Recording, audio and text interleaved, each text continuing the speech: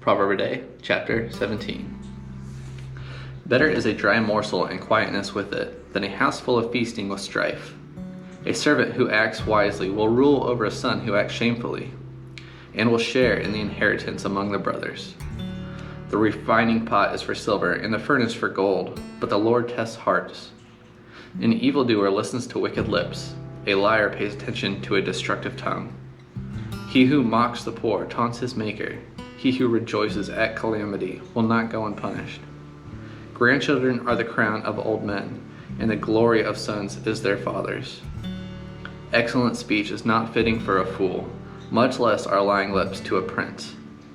A bribe is a charm in the sight of its owner. Wherever he turns, he prospers.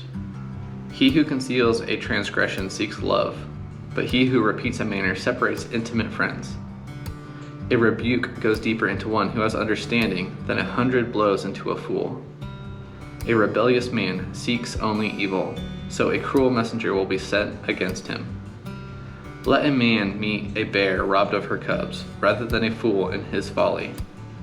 He who returns evil for good, evil will not depart from his house. The beginning of strife is like letting out water, so abandon the quarrel before it breaks out. He who justifies the wicked and he who condemns the righteous, both of them alike are an abomination to the Lord. Why is there a price in the hand of a fool to buy wisdom when he has no sense? A friend loves at all times, and a brother is born for adversity. A man lacking in sense pledges and becomes guarantor in the presence of his neighbor. He who loves transgression loves strife. He who raises his door seeks destruction. He who has a crooked mind finds no good, and he who is perverted in his language falls into evil.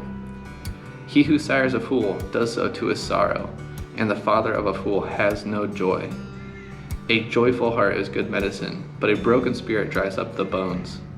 A wicked man receives a bribe from the bosom to pervert the ways of justice. Wisdom is in the presence of the one who has understanding, but the eyes of a fool are on the ends of the earth. A foolish son is a grief to his father, and bitterness to her who bore him. It is also not good to fine the righteous, nor to strike the noble for their uprightness. He who restrains his words has knowledge, and he who has a cool spirit is a man of understanding. Even a fool, when he keeps silent, is considered wise. When he closes his lips, he is considered prudent.